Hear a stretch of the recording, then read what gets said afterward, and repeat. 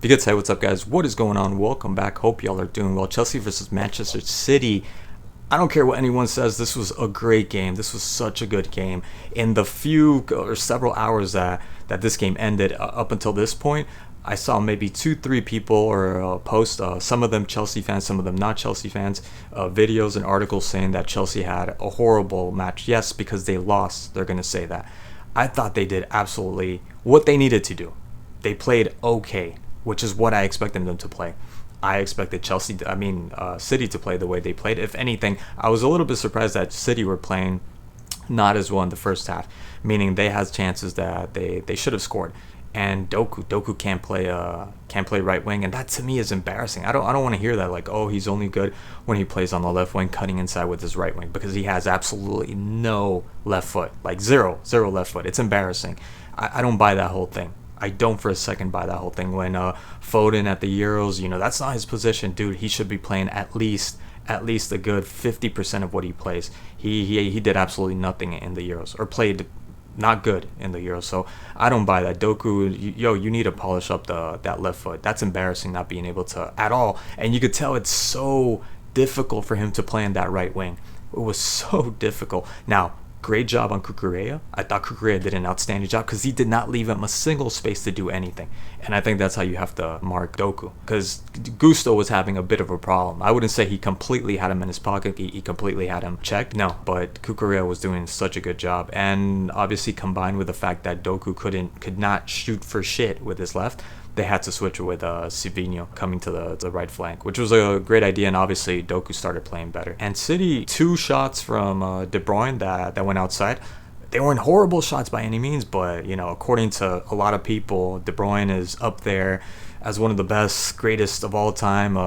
I disagree with that. Midfielders of all time, also because I didn't see him play as much. Just started watching him play maybe a year and a half ago. Yes, I saw him in the World Cup 2018, but wasn't really focusing on him. Doku had 2 opportunities where he should have shot himself. Ended up doing a great job of passing and doing the hardest part, right? Getting past 2, 3 players, I think, and ends up passing it to somebody when he should have shot. Especially the second time when he was in front of Sanchez. Good, selfless decision from his part. But yeah, he needs to know when to shoot the ball, and those were times where he needed to shoot the ball. And Haaland as well. There was a shot from Haaland right to Sanchez, and the goal from Haaland, I thought that was too much of a luxury for him to push it forward and to try to, I don't know why, because Sanchez could have done a better job. I thought Sanchez was kind of at fault the way he came out, and I think he could have blocked that ball. But then again, pitting him against Cucurella had no there was no, it's not even because he's so tall, because Cucurella was kind of out of sorts. It looks like he was kind of like figuring out where he was at, and by that time Haaland ended up pushing the ball, and Haaland could have taken the shot from there. And as a striker, as a forward of that category, 60-something goals last year, you should be netting that. You should be scoring that goal. So I thought that was a very lucky goal from Haaland, or a bad decision from Haaland that ended up just being a goal either way. So definitely City were more or less struggling. It was that Chelsea with some of those mistakes, because Kovacic, with all the praise that he got, made some mistakes. The offside goal from Jackson, that was him. I don't know why he was trying to hold the ball. Yes, he was on the line holding the ball, but against like 2, 3 players, and obviously he ended up losing the ball. You're not going to get past 2, 3 guys, especially if you're not going forward. He was just stationary, and he was just trying to guard the ball, ended up getting dispossessed, and obviously the subsequent play, and Jackson probably should have waited, ends up being offside. So yeah, there were mistakes from Chelsea. Chelsea made some mistakes, and they didn't finalize. I was reminded yet again that Jackson is not the player to lead this team anywhere, top 4 or anything. He missed like 4 chances, 4 good chances. The offside that he probably could have done better. In my opinion, I thought that's Jackson. He did what he could. I really can't blame him. A really good pass, I think it was from Caicedo, and the decision making, oh my god, this was right at the beginning. Ends up taking it left, and then I don't know why he decided to cut in, and Gavardio ends up taking the ball away from him. And another one where he decides to cut in. This was a counter all alone. That should have been an offside. I think that was an offside from Jackson. I think it was also Caicedo. Beautiful counter. Ends up going diagonally, cutting in, and the way he was just carrying that ball, it just seemed like he's never pushed the ball before. Like, he's never carried a ball before. It was such a struggle for him. And then the shot, obviously, because the way he was carrying the ball wasn't in good tempo for him to take the shot, and the shot was just weak. It just felt like he was gonna, I don't know, like he was gonna break his legs or something. Uh, yeah, just lost momentum, power, and nothing happened, I think, or it was an easy save for Ederson. And really, a lot of opportunities from Chelsea that should have gone in. I do think that was a bullshit call, a BS call from the ref from Nkunku on Akanji. There was no pulling, there was just grabbing. He was grabbing onto him, and obviously Akanji was complaining because he ended up losing the ball to Nkunku, and Nkunku ended up stealing the ball from him. And what else was he gonna do? And Nkunku is hella fast. He's gonna get past Akanji, no problem. Akanji is fast, but he's not Nkunku fast. I don't think there was any foul at all. And then of course Enzo had an opportunity. I think it was Palmer that ended up giving him this really nice through ball pass. And out of all the plays that Enzo, when he gets the ball anywhere in the field, he is so versatile, so fluid when he gets the ball. He doesn't succumb to that pressure.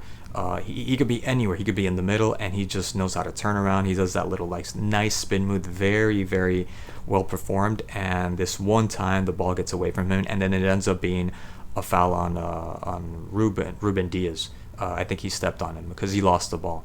So there were chances like that, bro, that's pivotal right there.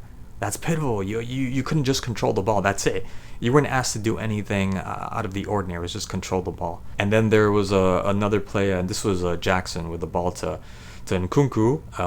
That maybe, I don't know, maybe he was too far away. I think he was already in the box. Could have taken the shot with his left foot. Ends up cutting and kind of loses the ball. The ball bounces back to him, and he ends up going between two players, I think. And one of them was Rico Lewis. And Rico Lewis kind of like scoots him over with his ass, and Nkunku goes down. I mean, I thought that was an obstruction there. That should have been a penalty. No, not a penalty. Okay, all right. How about the one on Malo Gusto with Kovacic? Handball. That was a clear handball. You saw it from the replay. That was a handball. Supposedly the new rules say that it's not a handball. Then why the hell in that same play before hitting Kovacic's hand, when Malo Gusto is centering the ball and you see Ruben Diaz, a beautiful tackle by the way from Ruben Diaz, difficult tackle. There's technique to that tackle, not using your hands and just throwing yourself like that. I mean, if his ass is not hurting later tonight or tomorrow, or his hip is, slightly sore, it's because he didn't put his hands there. You see him put his hands behind his back. Why did he do that? Why the hell would he have the need to do that? If there's no handball there. That's a handball. Now, in my opinion, yes, I'm still living in the 2000s. That to me is not a handball. It shouldn't have been a handball.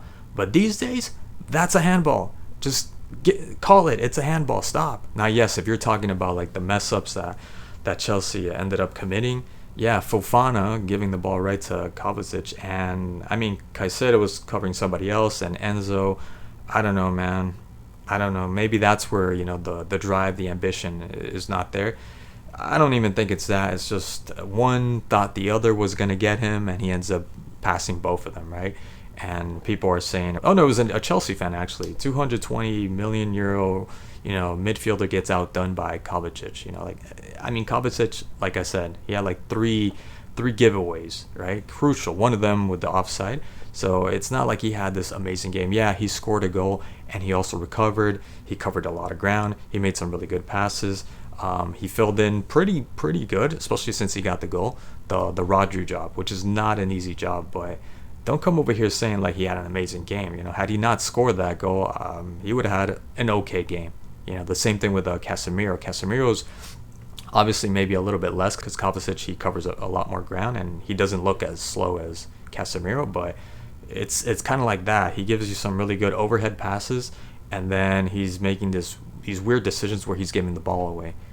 So that was Kovacic today, except he looks a little bit more athletic and a little more active and livelier, and he got a goal. That's what like sets him apart right there, because he got a goal. Had Casemiro ended up getting a goal in one of these games where he was just making strange, bizarre decisions and giving away the ball, I don't think many people would have been focusing too much on that. I would have loved to sing a little bit of Palmer, but like I said last season, he's been found out. I think they already know what he's going to do, more or less. Yes, people are going to say he just came from taking a long nap, a long rest from playing the Euros, etc., etc. I think he should have done a lot better, because this game wasn't as intense as any other game. They're playing at home, and this game was ripe just for him to be able to exploit and make it his own. At least be a key figure in Chelsea. And I think he should have been subbed at some point because yes, he participated some. He made some really nice through balls, like only he can do. That vision that I keep saying that you don't see that. There's nobody in Chelsea that does that, or other teams like maybe Fernandes in Manchester United, but he didn't do anything afterwards. He was like dead. It was like just dead weight, running around. And he should have came out. I don't accept with some of the switches that Maresca made. The Nkunku sub, I don't know why. Lavia for Dewsbury Hall. I don't know what that guy's doing there, Dewsbury Hall. Look, I know in subsequent games he's probably going to have one or two games that, and maybe consistently, maybe back-to-back games where he's going to play good. But that's not a player for Chelsea, Dewsbury Hall. Neto came in, and I liked what I saw, but I don't think you should have subbed Nkunku for Neto, or maybe just to try it out. I guess why not? But I thought Nkunku was doing just enough, and unless you're trying to protect him, you're trying to prevent him from re-injuring himself, then fine. I did like the energy that he did inject into the game. Not much happened. There was an opportunity. I think it was Gusto or Palmer ended up feeding him a ball to the back post, and Rico Lewis in the end ended up in the process also hurting himself, but ended up covering that. But like I said, Palmer, I don't know, man. I don't think it's gonna be the same season. I'm afraid because I like Palmer. I'm afraid it's not gonna be the same season. Sanchez made one mistake, really good save against Doku. Ended up giving the ball. The mistake was giving it to KDB, and the really good save against Doku, which Gusto ended up losing the ball to Doku. So Gusto was kind of like a mix also. He was good at times, going up, and then some decisions just giving the ball away when just easy balls that you shouldn't be giving away. And then when you have someone like Doku, you gotta watch out. Doku was good. He was really good. That play towards the end where he got through 3 players, I believe, and that's where I mean that he should have shot the ball instead of passing it. Savinho, I thought Savinho was good also. It looks like he ended up getting hurt in the first half. Hopefully it's not too bad. But yeah, they found themselves a good winger there with Savinho. As I said before, some of those ref calls were questionable, but you can't get them all right, I guess. And that's it. I had fun with this game. I don't care what anyone says. This was a really good game. This was a really, really good game, and I'm pleased. I'm happy. Going forward, do I see Chelsea improving? Yeah, sure, they're going to get better, but I think it's going to stay the same unless the other teams start doing a whole lot worse.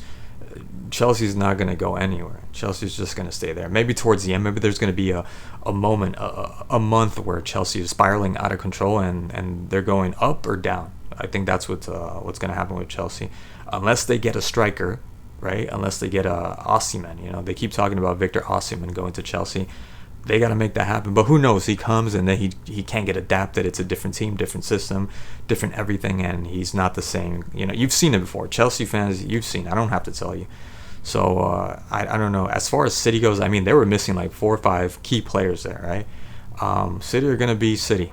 This team has such a system that anybody comes in and they're so malleable. They become malleable and they start playing well. So yeah, really good game. Really good game. That's it. That's all I have to say about that. Thank you again so much for watching, and I'll see you guys in the next video. Cheers.